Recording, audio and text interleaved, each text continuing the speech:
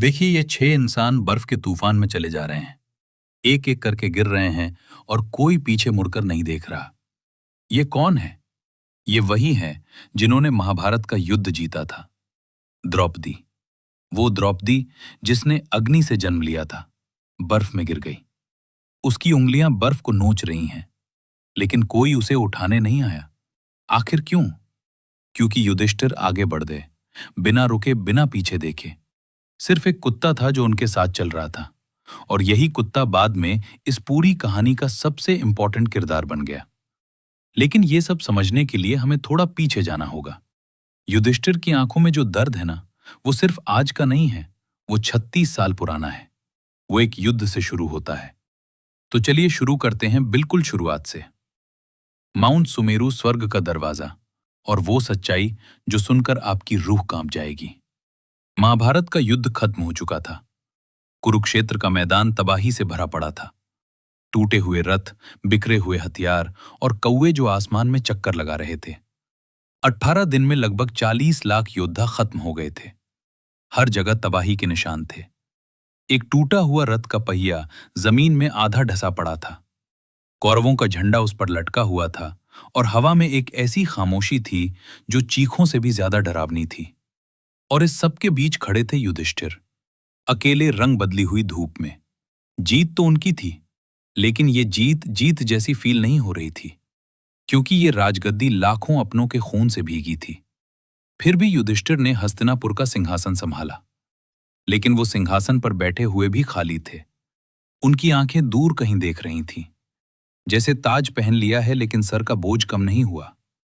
हस्तिनापुर का दरबार भरा हुआ था। दिए जल रहे थे, कोटियर्स खड़े थे, लेकिन जो कुर्सियां पहले कौरवों की होती थीं वो खाली थीं। और उन खाली कुर्सियों को देखकर युधिष्ठिर को हर रोज याद आता था कि ये जीत कितनी महंगी पड़ी। भीम खिड़की के पास खड़े थे, हाथ बांधे बाहर देख रहे थे। वो एक ऐसा योद्धा था जिसके लिए लड़ना जिंदगी थी, लेकिन अब कोई लड़ाई नहीं बची थी, और बिना लड़ाई के भीम अधूरा था। और अर्जुन का मशहूर धनुष गांधीव एक शेल्फ पर पड़ा हुआ था। धूल जमी हुई थी उस पे, मकड़ी के जाले लग चुके थे। जिस हथियार ने दुनिया हिला दी थी, वो अब सिर्फ एक यादगार बन चुका था। नकुल और सहदेव पैलेस की बालकनी पर खड़े थे। शाम ढलने लगी थी। दोनों भाई थके हुए थे, बूढ़े हो रहे थे, और उन्हें पता था कि ये सब कुछ हमेशा नहीं रहेगा। रात को द्रौपदी अकेली पैलेस के बाग में चलती थी, चांदनी की रोशनी में। उसका चेहरा शांत था, लेकिन उसकी आंखें बहुत कुछ कह रही थीं। वो याद कर रही थी सब कुछ। और बहुत दूर समुद्र के किनारे द्वारका शहर अपनी पूरी शान के साथ खड़ा था। सोने जैसा चमकता हुआ कृष्ण का शहर। लेकिन इस खूबसूरती की उम्र अब बहुत कम बची थी, क्योंकि एक दिन द्वारका डूबने लगा। समुद्र ने शहर को निगल लिया। मंदिर गिरे, महल टूटे। पानी ने सब कुछ अपने अंदर समेट लिया, और इस शहर के साथ एक युग भी डूब गया। जब यह खबर युधिष्ठिर तक पहुंची, उनका चेहरा बदल गया। आंखें फैल गईं। होंठ कुछ कहने के लिए खुले, लेकिन आवाज नहीं निकली, क्योंकि द्वारका का डूबना मतलब था कृष्ण अब नहीं रहे। पांचों पांडव और द्रौपदी एक साथ खड़े थे, सबकी नजरें जमीन पर। कोई कुछ नहीं बोल रहा था, क्योंकि बोलने को बचा ही क्या था। कृष्ण थे तो सब कुछ था, अब उनके बिना सब खाली था। और फिर युधिष्ठिर ने अपना ताज उतार दिया। धीरे धीरे दोनों हाथों से आंखें बंद, जैसे एक बहुत भारी बोझ उतर रहा हो। इस एक मोमेंट में उन्होंने सब कुछ त्याग दिया। एक एक करके सब कुछ रख दिया गया। सोने के कंगन, हीरों के हार, रेशमी कपड़े, अर्जुन का कवच, सब कुछ एक पत्थर की मेज पर शांति से और हमेशा के लिए। नौजवान परीक्षित, अभिमन्यु का बेटा, अर्जुन का पोता, वो घुटनों पर बैठा था युधिष्ठिर के सामने, और युधिष्ठिर ने अपना हाथ उसके सर पर रखा। राज्य अब इसका था, लेकिन पांडवों की यात्रा कहीं और जानी थी। और फिर वो निकल पड़े हस्तिनापुर के विशाल दरवाजों से बाहर। साधारण वस्त्र में नंगे पैर लोग दोनों तरफ देख रहे थे खामोशी से। और तब कहीं से कुत्ता आ गया, सीधा युधिष्ठिर के पास, और उनके साथ चलने लगा। घने जंगलों से गुजरते हुए 6 इंसान और एक कुत्ता चल रहे थे। ऊपर से धूप की किरणें आ रही थीं, चिड़िया उड़ रही थीं, लेकिन ये कोई साधारण यात्रा नहीं थी। ये थी महाप्रस्थान यात्रा, जिससे लौटकर कोई नहीं आता। जंगल खत्म हुआ तो रेगिस्तान आ गया। तपती जमीन, सूखा आसमान। भीम पसीना पोंछ रहा था। द्रौपदी हाथ से धूप रोक रही थी। लेकिन युधिष्ठिर आगे चलते रहे, बिना रुके, बिना थके। फिर एक नदी आई, तेजी से बहता हुआ पानी। पत्थर पर पैर रखते हुए सब पार कर रहे थे। भीम ने द्रौपदी का हाथ थामा। युधिष्ठिर दूसरी तरफ से देख रहे थे। ये रिश्ता इस यात्रा में और गहरी हो रही थी। और फिर जब जंगल और रेगिस्तान पीछे छूट गए, सामने थे हिमालय, इतने बड़े कि गर्दन ऊपर करके देखने पर भी चोटी नहीं दिखी। बर्फ से ढके हुए पहाड़, और उनके पीछे था स्वर्ग का रास्ता। चढ़ाई शुरू हुई। रास्ता पतला था, बर्फ गिरने लगी, सांसों से भाप निकलती थी, और वो कुत्ता अभी भी युधिष्ठिर के साथ था, सबसे आगे, जैसे रास्ता वो दिखा रहा हो। इस कुत्ते की आंखें देखिए, कितनी वफादार हैं। हर कदम युधिष्ठिर के साथ बर्फ में अपने पंजे का निशान छोड़ता हुआ। उस वक्त किसी को नहीं पता था कि ये असल में कौन है, लेकिन जल्द पता चलने वाला था। अब रास्ता और खतरनाक हो गया। एक पतली सी रिज थी, दोनों तरफ खाई, हवा चीख रही थी। युधिष्ठिर आगे, फिर भीम, अर्जुन, नकुल, सहदेव, और सबसे पीछे थी द्रौपदी। द्रौपदी डगमगा रही थी। उसका हाथ सहारा ढूंढ रहा था, लेकिन कुछ नहीं मिला। उसकी आंखें थकी हुई थीं, लेकिन वो फिर भी चल रही थी, क्योंकि द्रौपदी कभी हार नहीं मानती थी। लेकिन आज आज द्रौपदी गिर गई। धीरे धीरे, पहले घुटने, फिर हाथ, फिर पूरा जिस्म बर्फ में आ गया। उसके बाल बर्फ पर फैल गए जैसे काली नदियां, और बर्फ के उस सफेद कैनवस पर वो हमेशा के लिए रुक गई। भीम ने पीछे मुड़कर देखा, उसकी मुट्ठियां कस गईं। उसका दिल चीख रहा था। लेकिन फिर उसने युधिष्ठिर को देखा, जो बिना रुके आगे जा रहे थे, और भीम को समझ आया, यह रास्ता दर्द का है, और इस रास्ते पर पीछे मुड़ना अलाउड नहीं है। युधिष्ठिर का चेहरा पत्थर जैसा था, लेकिन उनके गाल पर एक आंसू जमा हुआ था, बर्फ की तरह। वो जानते थे द्रौपदी क्यों गिरी, क्योंकि उसके मन में 5 पतियों में से एक के लिए ज्यादा लगाव था। ये उनका पक्षपात था, और यही उन्हें रोक गया। अब 5 थे, सिर्फ 5, और वो कुत्ता। द्रौपदी की सांसें दूर पीछे छूट गई थीं। बर्फ उन्हें और उसके बीच एक सफेद दीवार की तरह खड़ी थी। आगे जाना था, बस आगे। फिर सहदेव गिरे, चुपचाप, बिना किसी आवाज के, जैसे कोई किताब बंद हो गई हो। कारण उन्हें अपनी बुद्धि पर गर्व था। वो मानते थे कि वो सबसे ज्यादा ज्ञानी है, और ये अहंकार उन्हें ले डूबा। उसके बाद नकुल सबसे सुंदर। उनका चेहरा जब बर्फ में गिरा तो लगभग बर्फ में घुल गया। इतना गोरा, इतना सुंदर। लेकिन वो सुंदरता ही उनकी कमजोरी थी। उन्हें अपने रूप पर नाज था, और वो नाज उनकी आखिरी सांस बन गया। अब सिर्फ 3 बचे थे, युधिष्ठिर, भीम, अर्जुन, और वो कुत्ता। पीछे 4 साथी छूट चुके थे बर्फ में हमेशा के लिए। पहाड़ बहुत बड़ा था, और वो बहुत छोटे हो गए थे। फिर अर्जुन रुके। उनके हाथ कांप रहे थे। वही हाथ जिन्होंने गांडीवा उठाया था, वही हाथ जिन्होंने महाभारत जीता थी। लेकिन अब वो हाथ कुछ नहीं कर सकते थे। अर्जुन घुटनों पर आए, और फिर जमीन पर आ गए। सबसे महान धनुर्धर बिना तीर के हार गया। भीम ने अर्जुन को गिरते देखा, और पहली बार भीम की आंखें भर आईं। इस देवता जैसी ताकत वाले इंसान के होंठ कांप रहे थे, क्योंकि भाई को गिरते देखना किसी भी लड़ाई से ज्यादा दर्दनाक था। अब सिर्फ 2 थे, युधिष्ठिर और भीम, और वो कुत्ता। पूरा पहाड़ खाली था। पीछे सिर्फ बर्फ थी और गिरे हुए अपने। आगे सिर्फ धुंध थी और अनजान रास्ता।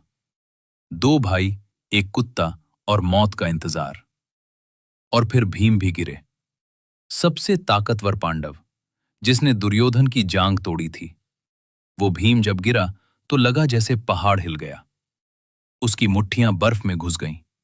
लेकिन अब ताकत किसी काम की नहीं थी। उन्हें अपनी ताकत पर गर्व था, और जरूरत से ज्यादा खाया था। बिना औरों की चिंता किए यही उनका अंत था। युधिष्ठिर अब बिल्कुल अकेले थे। पूरी दुनिया में सिर्फ वो और एक कुत्ता। उन्होंने एक बार पीछे देखा। भीम का विशाल शरीर बर्फ में पड़ा था। फिर उन्होंने आगे देखा और चलना जारी रखा, क्योंकि धर्मराज कभी नहीं रुकते। उस खामोशी में युधिष्ठिर ने नीचे देखा। वो कुत्ता अभी भी था।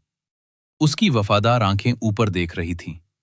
जब सब गिर गए, ये नहीं गिरा। जब सब छूट गए, ये नहीं छूटा। युधिष्ठिर के चेहरे पर एक हल्की सी मुस्कान आई, टूटी हुई लेकिन सच्ची। और फिर वो पहुंचे चोटी पर, माउंट सुमेरु की सबसे ऊंची जगह। नीचे अंधेरे बादल थे और ऊपर से एक ऐसी रोशनी आ रही थी जो इस दुनिया की नहीं थी, सोने जैसी, भगवान जैसी। और उस रोशनी में कुछ उतर रहा था। देवराज इंद्र का विमान, सोने का रथ, चमकती हुई दिव्य घोड़े। आसमान से नीचे आता हुआ बादल दोनों तरफ हट रहे थे और युधिष्ठिर अपने कुत्ते के साथ खड़े देख रहे थे। एक इंसान और भगवान का रथ। इंद्र उतरे। रथ से उनके पैर जहां पड़े वहां बर्फ पिघल गई। उनके शरीर से सोने की रोशनी निकल रही थी और सामने खड़े थे युधिष्ठिर, फटे हुए कपड़ों में, थके हुए, कमजोर, लेकिन उनकी आंखों में अभी भी एक रोशनी थी जो इंद्र की रोशनी से कम नहीं थी। इंद्र ने कहा, तुम धर्म के सच्चे सेवक हो युधिष्ठिर। स्वर्ग तुम्हारा इंतजार कर रहा है। इस रथ में बैठो, तुमने ये हक कमाया है। लेकिन युधिष्ठिर ने कुछ ऐसा किया जो किसी ने एक्सपेक्ट नहीं किया था। उन्होंने अपना हाथ नीचे किया, उस कुत्ते के सर पर रखा और कहा, यह कुत्ता भी मेरे साथ चलेगा। बिना इसके मैं नहीं जाऊंगा। इंद्र हैरान रह गए।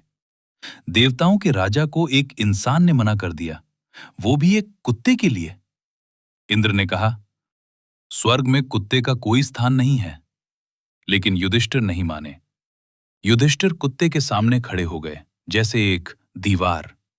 उन्होंने कहा, जब सब गिर गए, ये मेरे साथ रहा। मैं इसे छोड़कर स्वर्ग नहीं जा सकता। अगर ये नहीं जाएगा तो मैं भी नहीं जाऊंगा। ये था एक इंसान का फैसला, जिसने स्वर्ग से ज्यादा वफादारी को चुना। और उसी पल कुछ ऐसा हुआ जो सब कुछ बदल गया। वो कुत्ता चमकने लगा, उसका शरीर रोशनी में घुलने लगा, आकार बदला, बर्फ पिघलने लगी, और जहां एक कुत्ता था वहां अब एक दिव्य शक्ति खड़ी थी। वो कुत्ता कोई साधारण कुत्ता नहीं था। वो थे साक्षात धर्मदेव, स्वयं धर्म, युधिष्ठिर के पितामह। सफेद सोने के वस्त्र, चेहरे पर शांति, आंखों में गर्व। उन्होंने कहा, मैं तुम्हारी परीक्षा ले रहा था पुत्र, और तुम पास हो गए। और फिर युधिष्ठिर ने स्वर्ग में कदम रखा। सोने के दरवाजे खुले, रोशनी चारों तरफ थी, फूल हवा में तैर रहे थे, हर चीज चमक रही थी। ये था स्वर्ग, और युधिष्ठिर यहां अपने शरीर के साथ आए थे, जो आज तक किसी के साथ नहीं हुआ था। स्वर्ग का नजारा ऐसा था कि आंखें बंद करके सोएं तो भी इतना खूबसूरत इमेजिन नहीं कर सकते। सोने के खंभे, हीरे की दीवारें, दिव्य जीव हर जगह। लेकिन युधिष्ठिर की नजरें कुछ ढूंढ रही थीं, अपने भाइयों को, द्रौपदी को। और तभी युधिष्ठिर रुक गए। उनका पूरा शरीर अकड़ गया, उनकी आंखें फैल गईं, उनकी मुट्ठियां कस गईं, क्योंकि उन्होंने कुछ ऐसा देखा जिसने उनके विश्वास की नींव हिला दी। दुर्योधन, हाँ वही दुर्योधन, सोने के सिंहासन पर बैठा हुआ, आराम से मुस्कुराते हुए, स्वर्ग में। वो इंसान जिसने द्रौपदी का अपमान किया, जिसने युद्ध करवाया, जिसने लाखों लोगों की जान ली, वो स्वर्ग में सुख भोग रहा था। युधिष्ठिर का खून खौल गया। पहली बार वो इंसान जिसने कभी गुस्सा नहीं दिखाया, उसके चेहरे पर आग थी। उन्होंने पूछा, ये कैसे हो सकता है? ये अधर्मी यहां है तो मेरे भाई कहां हैं? और तब उन्हें ले जाया गया। सोने की दीवारों से दूर अंधेरी गलियारों में रोशनी पीछे छूट रही थी। रास्ता तंगा होता जा रहा था, ठंडा होता जा रहा था, और युधिष्ठिर का दिल डूबता जा रहा था। और फिर वो पहुंचे एक ऐसी जगह जिसे देखकर उनकी सांसें रुक गईं। अंधेरा, गहरी चीखें, लाल धुंध। ये था नरक। और यहां का नजारा किसी भी युद्ध से ज्यादा भयानक था, क्योंकि वहां थे भीम जंजीर में, अर्जुन घुटनों पर, नकुल और सहदेव दर्द में, और द्रौपदी जिसके हाथ युधिष्ठिर की तरफ बढ़े हुए थे। सब दुख में थे, सब तकलीफ में थे और युधिष्ठिर कुछ नहीं कर सकते थे। युधिष्ठिर टूट गए, घुटनों पर आ गए, रो पड़े जोर से बिना रोके। उन्होंने चिल्लाकर कहा, अगर यही इंसाफ है तो मुझे भी यही रहने दो। मैं अपने भाइयों के साथ रहूंगा। स्वर्ग नहीं चाहिए मुझे। और ये थे युधिष्ठिर, जिन्होंने स्वर्ग त्याग दिया एक कुत्ते के लिए और अब नरक चुन रहे थे अपने भाइयों के लिए। ये इंसान नहीं था, ये धर्म था। चलता फिरता जीता जागता। और उसी पल सब कुछ बदल गया। अंधेरा फटने लगा, दीवारें टूटने लगीं, हर तरफ से रोशनी फूटने लगी, जैसे कोई सपना तोड़ दिया गया हो, जैसे कोई परख का वक्त खत्म हो गया हो। क्योंकि ये सच नहीं था, ये माया थी, एक आखिरी परीक्षा। और जब रोशनी पूरी तरह फैल गई, सामने खड़े थे भीम, अर्जुन, नकुल, सहदेव और द्रौपदी, सब दिव्य रूप में चमकते हुए, मुस्कुराते हुए।